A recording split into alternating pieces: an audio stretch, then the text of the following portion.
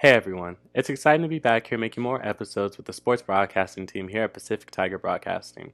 Here at Pacific Tiger Broadcasting, we're going to provide you with a look at the University of the Pacific sports as well as professional sports mixed in there. My name is Ontario Johnson and welcome back to another semester with sports on PTB. First, let's get into a recap of how our teams have done in this past week and how this can affect the team in the standings.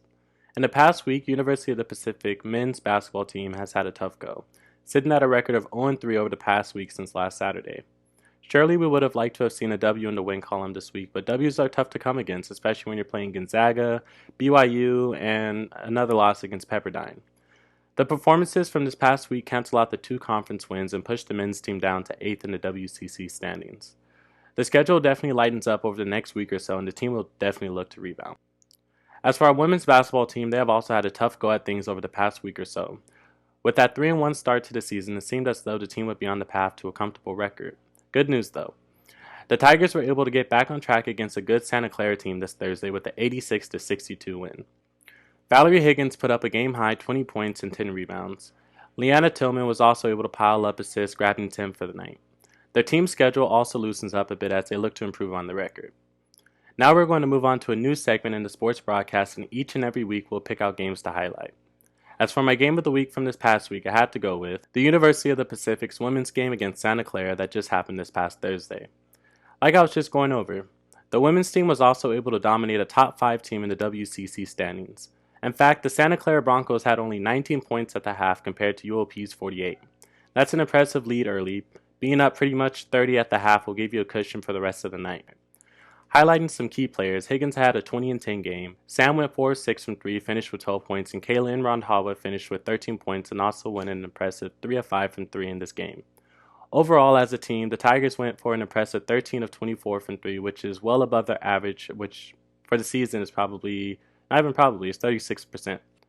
Meanwhile, Leanna Tillman gave everyone open looks and an opportunity to score, nabbing 10 assists, a career high in assists. Be sure to tune into the games going on next week for both the men's and the women's teams as the season continues in a full swing. Now that I've covered the game of the week, let's move into a preview for the big game this weekend. That's right, the Super Bowl. On today's show, Bryce and I will give a little preview for the Chiefs and the Buccaneers. The Chiefs, with what seem like an unstoppable offense, are taking on what most are calling the Tom Brady-led Buccaneers. With a QB in Mahomes who can literally make any and every throw and options who fit seamlessly into this offense, there is not much that can stop them. But there is one drawback to this extremely potent offense. The issue is that the team relies so heavily on Patrick Mahomes to be successful and not make detrimental mistakes that when they do, it hasn't really been seen how they respond. But I can give them credit for the fact that when they played Cleveland, Mahomes got knocked out of the game with a concussion. Their backup quarterback came in and secured the win. So they've shown that when adversity shows its face, they can respond. But it'll be interesting how they'll respond on the biggest stage when things don't go their way. Mahomes is already one of the top QBs in this league, and if not the best, and interestingly enough, he has the most dropped interceptions in the NFL at 16, which is a record. I mean, the NFL really does not track this stat, but there are those other websites and people all over Twitter who track these things. But I mean, one could make the debate that the reason that he has so many dropped interceptions is because he throws the ball so hard. Because I mean, DBs, they're not used to catching the ball. Linebackers, no. Defensive linemen, no. So if you throw a fast ball at them, chances are they're probably going to drop it most of the time. But the thing is, these interceptions do not really hold much weight when it comes to wins and losses, as the Chiefs boast the best overall record in the league. Dropped interception should be something to expend, honestly, and if you see Mahomes throw an interception in the Super Bowl, do not get surprised. Mahomes throws the ball so frequently that he's almost bound to have a high number of interceptions and a drop number of them as well. The Chiefs' run game, however, has been dynamic enough to contribute to wins, but I'm not too sure that they'll be able to do this in the game. The Buccaneers allowed the least amount of rushing yards per game this year.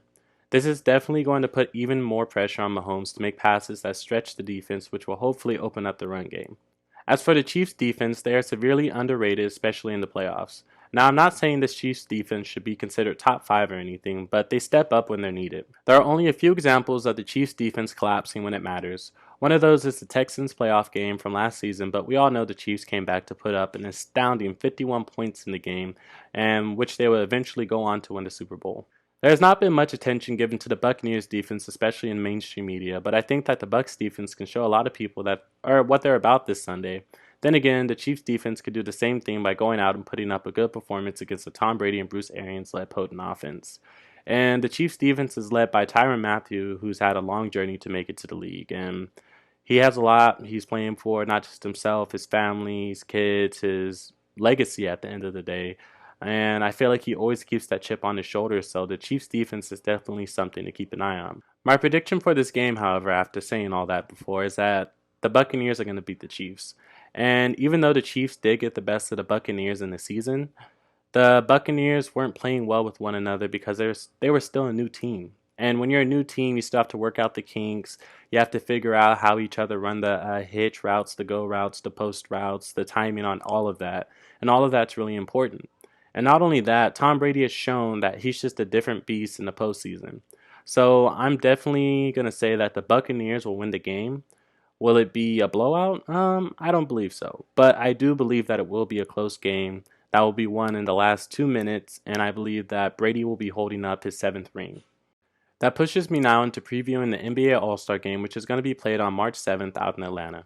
The deeper details are still in the works, but the playing of the All-Star Game has some players questioning why they're even playing the game at all. Players around the league, most notably LeBron James and Giannis Antetokounmpo, LeBron described it as a slap in the face because the league had previously said that there would be no All-Star Game, meaning players who faced a shorter offseason and all players really would benefit from having a full week off before starting the second half of the season. Since the Lakers only had 71 days off between the finals and opening night, it's easy to see why players in general would want a break. But having an All-Star game could potentially create a situation where players from different teams could contract COVID, which would then cause further postponements, especially in the state with minimal restrictions when compared to a state like California. But regardless of what me or the players think, there will be an NBA All-Star game. Now that's all from me. If you want to see some of the All-Star voting, stay tuned because Bryce will be up next to talk some UOP sports, the Buccaneers, and a little more in depth about the All-Star game. Thank you. Hey everyone, my name is Bryce Kirk and I'm happy to be taking over as one of the co-hosts this semester. Let's hop right into it and look at some of the individual standouts we had from this past week. Following the University of the Pacific's men's basketball tough 0-2 week, there were a few standout performances in both the overtime loss to BYU and the competitive loss to ranked number 1 Gonzaga. Starting with the BYU game, Justin Moore tallied 18 points off the bench, going 6 for 16 from the field, and Jabril Price-Noel also earned himself 16 points off the bench, going 6 and 12 from the field. Against number 1 Gonzaga, Dennis Jenkins also had 13 points in 38 minutes of play, and Pierre Crockle had an all-around good performance, scoring 12 points with 6 assists and 4 rebounds in 33 minutes of play. Now moving on to Pacific's women's basketball tough 1-for-3 week, some standout performances included Valerie Higgins' 12-point and 12 assists in their close 65-59 loss to the University of Portland, marking her 4th double-double of the season and 29th in her collegiate career. Following their 86-62 win over Santa Clara, once again, Valerie Higgins earns yet another hard-working Player of the Game award, shooting 20 points, 10 rebounds, and going 8 for 9 from the field, earning her now 30th collegiate double-double, a very impressive feat. Our women's basketball looks to bounce back strong next week, hoping to average their losses to both the University of Portland and BYU. Since Ontario gave you all that inside look what the Chiefs are bringing, I wanted to give a little insight and a preview on what the Buccaneers can bring to the table. The Buccaneers appear to be coming into the Super Bowl with their confidence through the roof. Having what many claim as the greatest quarterback of all time with Tom Brady, someone who has been in the Super Bowl spotlight many times before, now continuing to further his record with his most Super Bowl rings with 6, it's hard to imagine that the Buccaneers don't come into this game with anything but confidence in getting the win. The Buccaneers do have a tough challenge ahead of them, though, in the Chiefs, as for the second game in a row, the Bucs are facing an offense that ranks in the top 5 in a wide variety of offensive categories. Not limited to including yards per game, which is their first, yards per play, which is their second, and passing yards per game in their first. Not only to mention they have a low interception percentage, sack percentage, and they're tied for first in first downs. It's no secret that Patrick Mahomes is a tough task to deal with, so it'll be interesting to see how the Buccaneers' game plan changes around with this such an impressive offensive heavy team. Moving on to professional basketball, the NBA All-Star Game just weeks away. It's no surprise that LeBron James leads the Western Conference and all front court players in votes with 2.28 million, followed by Steph Curry with a close 2.1 million votes, holding the top spot for guards even after being out last season with a broken hand. For the Eastern Conference, Kevin Durant leads in total votes overall with 2.3 million, followed by Milwaukee Bucks star Giannis Antetokounmpo with 1.7 million votes. Fans still have a chance to fill out ballots on the NBA website as well as Twitter for the next few closing weeks leading up to the All-Star Game, so be sure to lock a vote in for your favorite player. Well, that's all we got for you this week. Enjoy the rest of yours. My name is Bryce Kirk, and we'll see you at the next week here at Pacific Tiger Broadcasting.